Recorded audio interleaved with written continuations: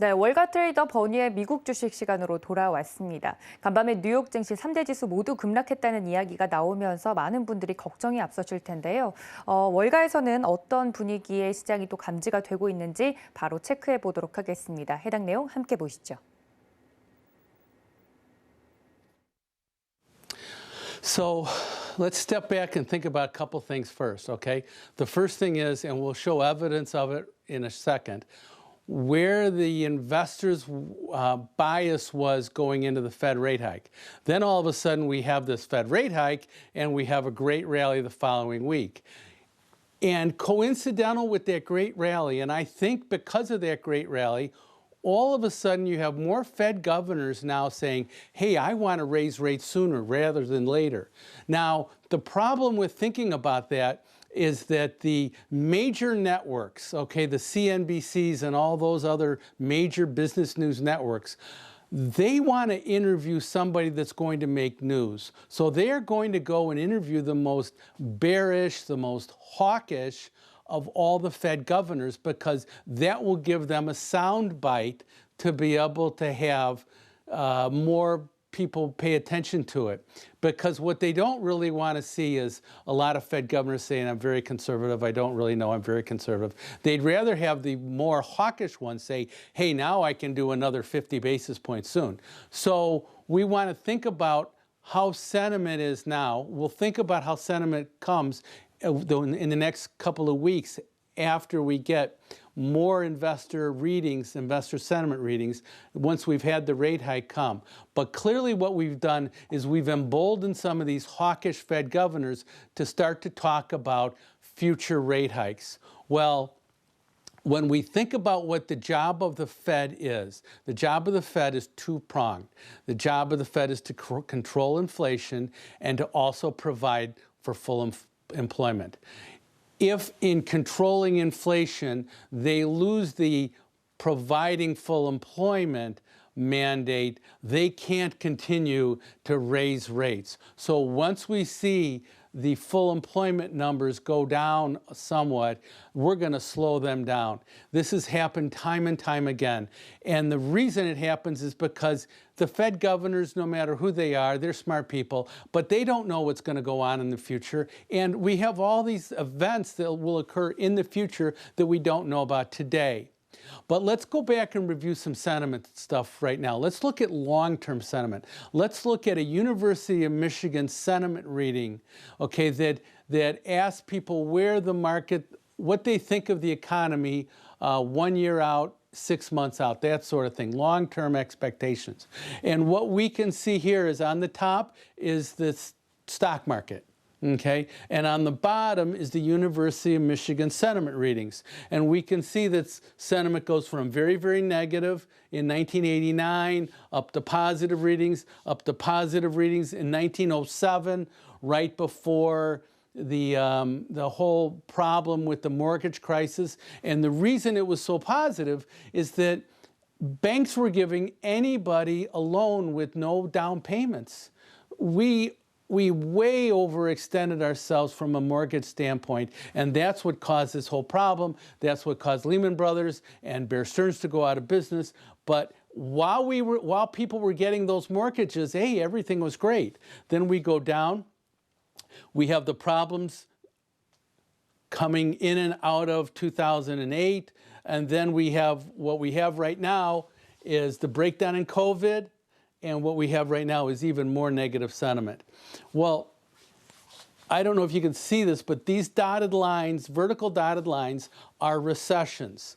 Now, the market's forward thinking a lot of times. So even at the bottom of a recession, a lot of times, not always, the market turns around and goes higher because it realizes what's going to happen going forward. But what bothers me about this is that all these significant declines here that we've had in the University of Michigan consumer sentiment have preceded a recession. We're down here at a really low level, and I want to be thinking about this. Does that mean we're going to go into a recession? all the other significant declines in the Michigan sentiment data have preceded a recession. Now, I'm not saying that's only a sample size of about 6. I'm not saying that for sure is going to happen, but it's something that we want to think about. And it's something that kind of, I still think the market's going to do better in the second half of this year, but it's something we really want to think about. I want to continue to revisit the sentiment readings by the individual investors. And so this is the American Association of Individual Investors sentiment reading plotted against the stock market. We've looked at this chart before, and we can see that whenever we get about 43 or 44% bearish on a 4-week moving average, because we take these readings every week, those have corresponded really nicely to price declines. And here's where to price rallies. And here's where we are right now. We're up about 47%, and to me, we're due for a price rally. And so maybe part of that reason we've had the rally after the Fed move was that we had too many people bearish. Now, the way you can think about this is you can say, I'm bearish, I'm bullish, and then you can also look at the number of bearish people minus the number of bullish people, or the number of bullish people minus the number of bearish people, the differences. Okay. One of the things we can also do is take that same American Association of Individual Investors and combine that, the individual investors, with the institutional investor sentiment. And we can get the same kind of thing. And in this case, we can say that we dropped down to almost a panic level when we combine the institutional investors' nervousness with the individual investors' nervousness. And in all of these other occurrences, they've all been good bottoms. This one was a little bit in 07. Remember how we got negative and the market then continued to collapse down. I think that problem was so pervasive in terms of all the mortgages and the ability to lend. That portfolio problem was so pervasive. Here we don't have that. We definitely have a stock market that was, let's say, overvalued last year.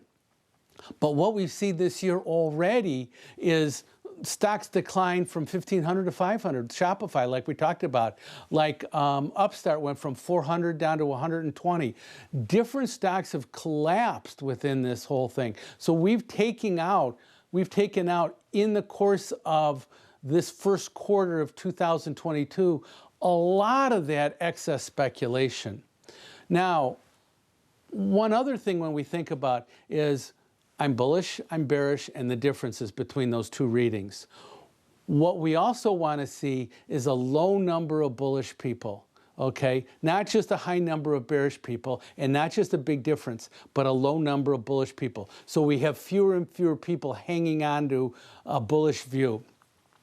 And what we see here is that at previous lows, in March of 2020, we got down here fairly low. We were down around 22%. In December of 2018, we got down to 36%, and we got down to 18% in 2009. So we're at 49.5%.